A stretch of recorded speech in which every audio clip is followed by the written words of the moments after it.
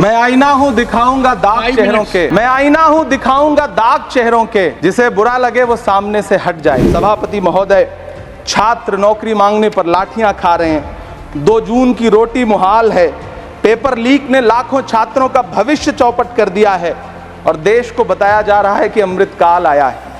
कभी कभी मेरा मन करता है कि मणिपुर में निर्वस्त्र करके घुमाई गई बेटियों से पूछूं कि अमृतकाल आया है या नहीं आया है। कभी कभी मेरा मन करता है सभापति महोदय कि देश के लिए ओलंपिक लाने वाली बेटियां जो इसी जंतर मंतर पर घसीटी गई, उनसे पूछूं कि अमृतकाल आया है कि नहीं आया है।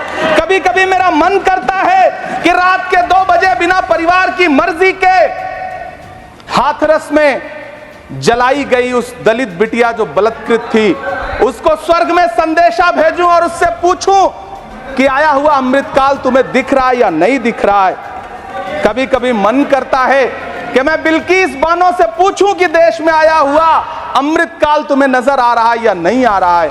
सभापति महोदय, कभी कभी मन करता है कि भीड़ के जरिए लिंच करके मारे गए पहलू खान की 85 साल की दोनों आंखों की अंधी मां से पूछूं कि देश में आया अमृतकाल तुम्हें दिख रहा है या नहीं दिख रहा है। कभी कभी मन करता है कि ईद के कपड़े खरीद कर लौट रहे 17 साल के हाफिज जुनैद से पूछूं, जिसे बल्लभगढ़ में ट्रेन में लिंच करके मार दिया गया, कि अमृतकाल आया है या नहीं आया है। कभी कभी मन करता है नजीब की मां से पूछूं, कभी कभी मन करता है कि तबरेज अंसारी की विधवा से पूछूं, कभी कभी मन करता है कि सहारनपुर के उन 3 बच्चों से पूछूं जिन्हें छत्तीसगढ़ में लिंच करके मार दिया गया।